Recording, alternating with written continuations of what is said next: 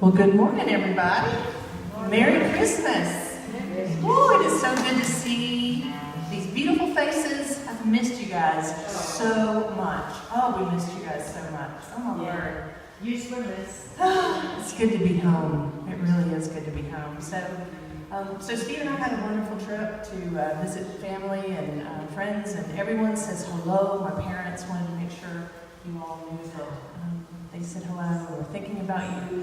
And we visited Steve's parents' church and our church, our old church while we were there, and everyone is praying for us. I can't tell you how many people came up to us and said, you know, we're praying for your church, we're praying for what's going on over there in Broomhill. So it's good to know that we've got folks on the other side of the pond that believe in what we're doing and are praying for us. So anyway, so we're going to sing this morning from the hymnal, and we're going to start with 537 on Christmas night. All Christians sing. Let's everybody stand once you get there.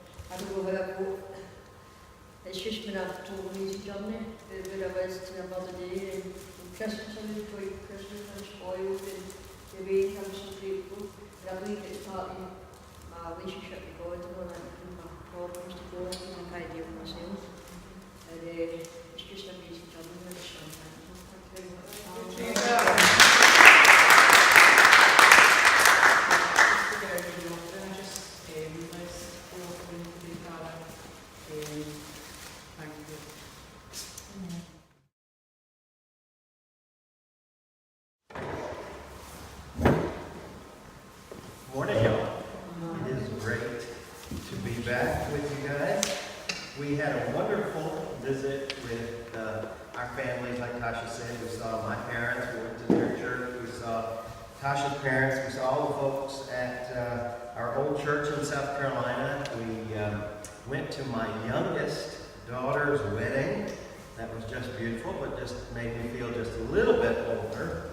But we have been ready to get back for a long time. We have been really eager to get back. In fact, on Thursday morning this week, we got up and we packed all our bags out and weighed them to make sure that they were within the weight regulations. You know, they only give you 23 kilograms or 50 pounds, and we took advantage of every available pound. In fact, I think we were a few ounces over a couple, but we got all packed up and we went to the airport and said goodbye to Tasha's parents and went in and started to check our bags. Went up to the counter, and there was a problem with the charge that they were going to give us for our bags, how much they were going to charge us, and we thought, well, that's weird. And then they couldn't really find our reservation, and it took us about 20 minutes before the guy who was at the American Airlines counter said, your flight's tomorrow. So we looked at each other and we thought, well, that's never happened. So maybe we were a little over-eager, but we did get a bonus day with Tasha's parents, so that was fun. So we just got back yesterday, not Friday. So it's good to be here on the first Sunday of Christmas. I probably don't need to tell you that it's still Christmas until next Sunday, Epiphany. But, back in the States, a lot of people think Christmas is over on the 26th. We had to do some business at the municipal building in North Augusta, South Carolina, and we went to that city building, and they were taking down the decorations on the 26th. And I thought, come on, let us enjoy it just a little while. But on Boxing Day and right the day after Christmas, all the after Christmas sales started. And I hear that and I think, come on, it's not after Christmas yet until Christmas is over. Let it last a while. Let us enjoy it. And I don't think that's so much the case here. We noticed as we went into Heathrow and when we came to the Glasgow airport and around here, there's still lots of Christmas trees and decorations at the airport. There's not such a rush to move on to the next thing. Or at least I thought, until this morning I went over to the co-op and I saw that they already have Easter candy out. I thought, okay. That's one of the reasons I like the Christian or the liturgical calendar, the church calendar, because rather than being guided by the forces of the marketplace, that really want us to be good consumers and,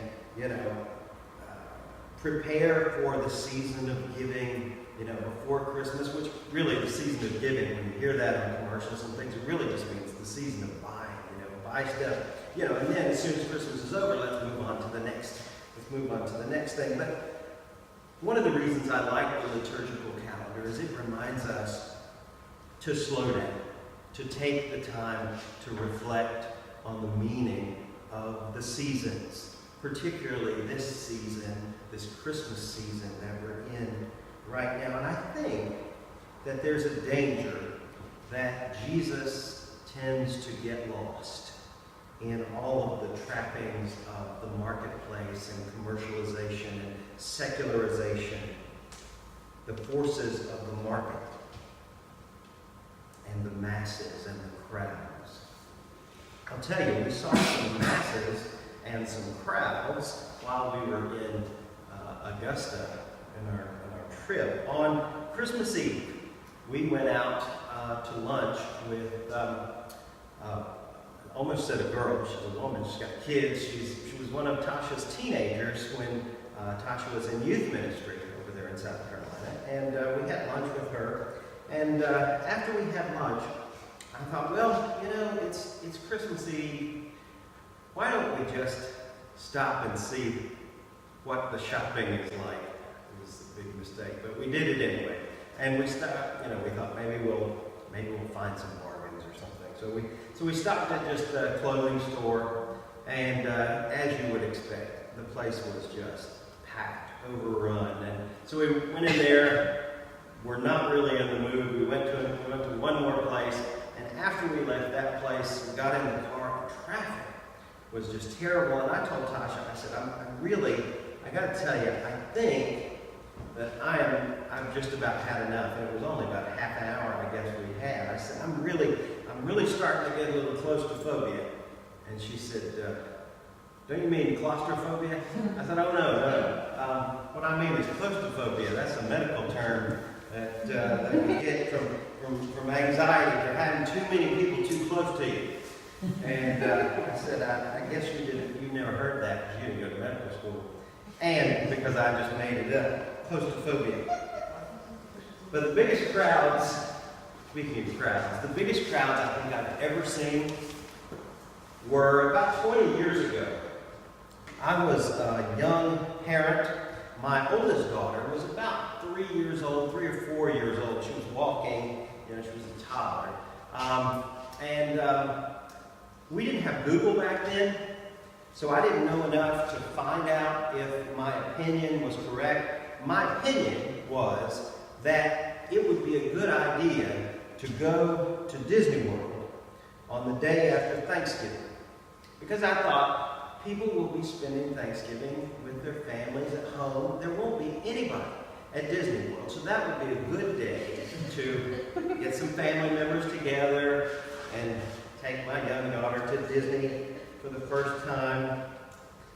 I was sorely mistaken about people staying home on the day after Thanksgiving. I've never seen so many people in my life. But we went to Disney, and my parents were with us, and family members, and we were walking around and showing my young daughter, Caroline, what Disney was like, at least what she could see of it, through all the masses of people.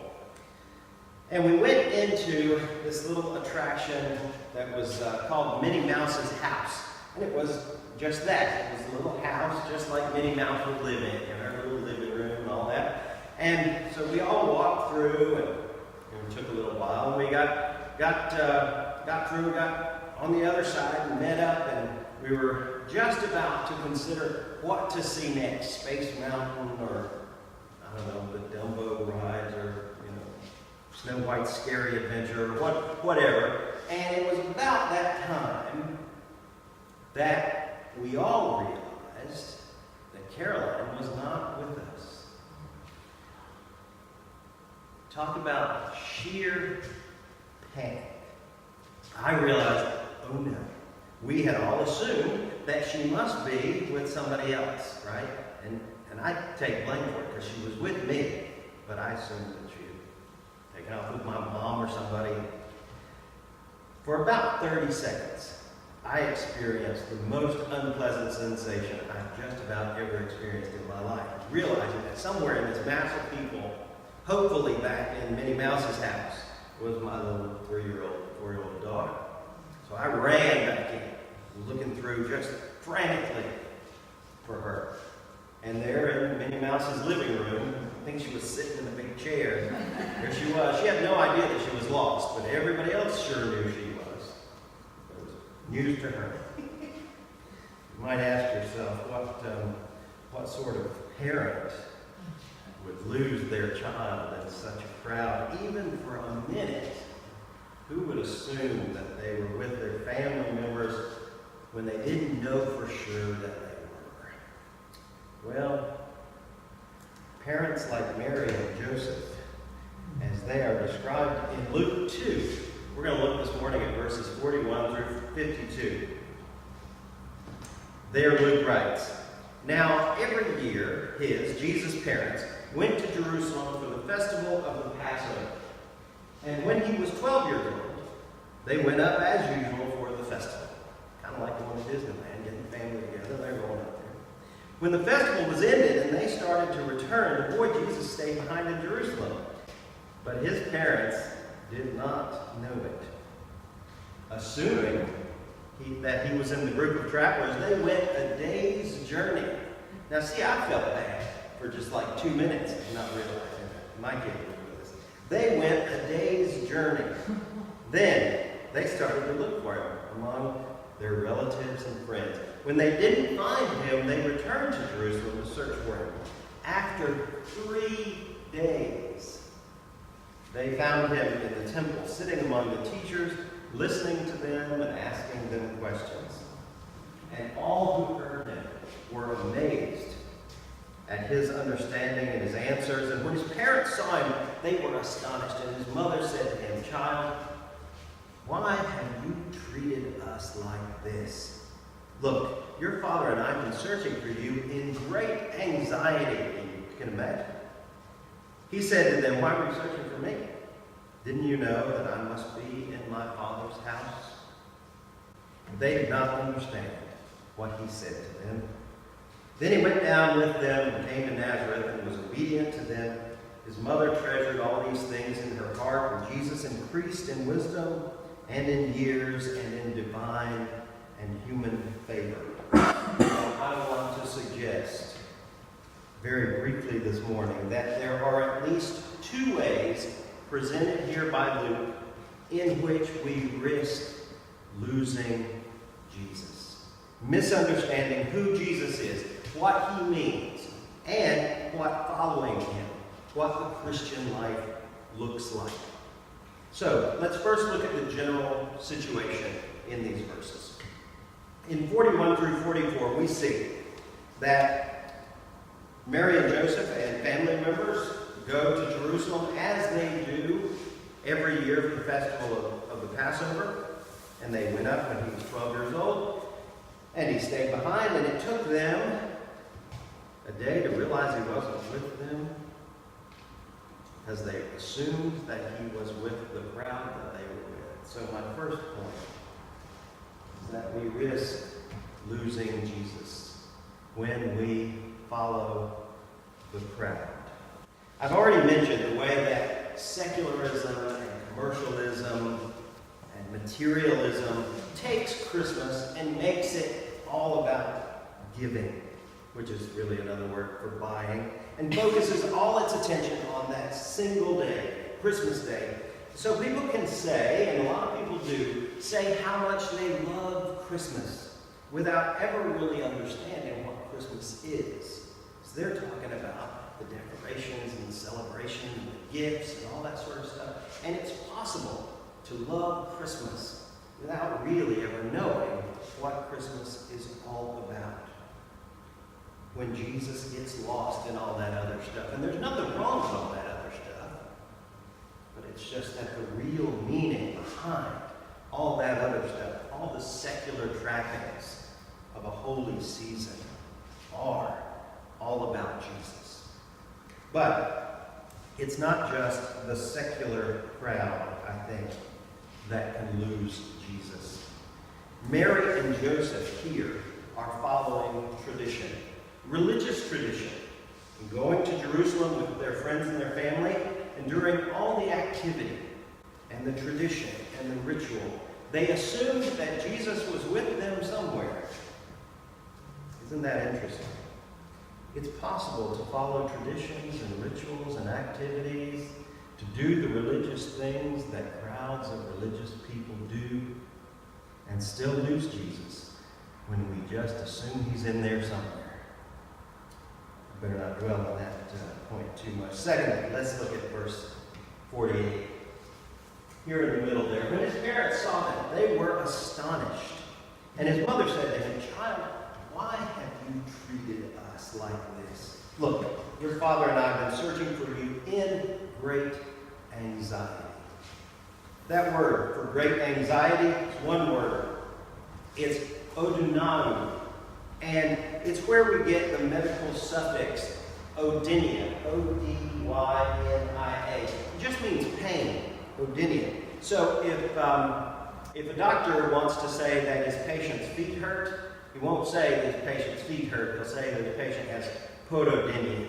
That just means his feet hurt, right? So odynia is where we get, is the root that means pain. And it comes from this word here that Mary uses for great anxiety. It's really not just anxiety, it's torment, it's suffering. Elsewhere in the New Testament, this word odonao is used to describe the suffering in hell, in agony in hell. So Mary is acting exactly as we would expect a parent to act who has lost her child for 3 days. Don't you understand that I've been in absolute agony, in torment, in physical pain? Like I said, I lost my daughter for about maybe a minute and a half, and it was awful. I still remember that feeling of absolute panic. So I can't imagine what Mary and Joseph were feeling after 3 days. But Mary clearly blames Jesus for causing this anxiety and pain. She says to him, "How could you? Why have you treated us like this?" Clearly, she sees this as Jesus' fault. She expected him to follow them on their way. And that's my second point. I think that sometimes we risk losing Jesus when we expect him to follow us on our path, for our purposes and our plans, and not the other way around. But sometimes you'll hear preachers say that Jesus gives us a means of self-fulfillment, a way of getting all the stuff we've ever dreamed about and planned to achieve. Health and wealth and happiness and success, your best life now. Well, let me tell you, if you expect Jesus to follow you down your path, then you have it backwards. The Christian life is about handing over our lives to the will of God, to the coming kingdom, taking up our cross and following Jesus. Does that mean Christians are unfulfilled and unhappy? Not at all. What it means is that what God has in store for you is beyond what you could plan or dream of. It's beyond everything you could ask for or even imagine. But expecting Jesus to follow you on your path is a recipe for frustration and anxiety. Odinia.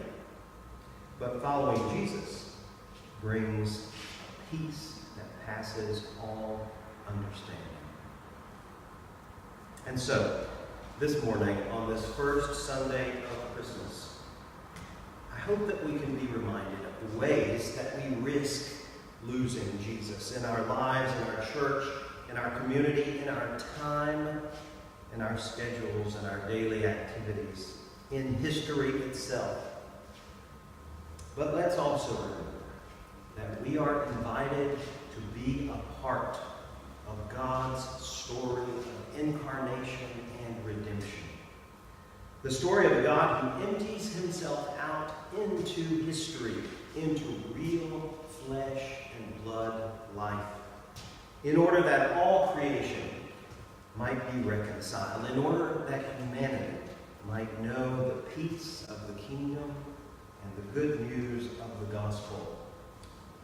This week, let's tell somebody about it. Let's live it out. Let's not lose Jesus.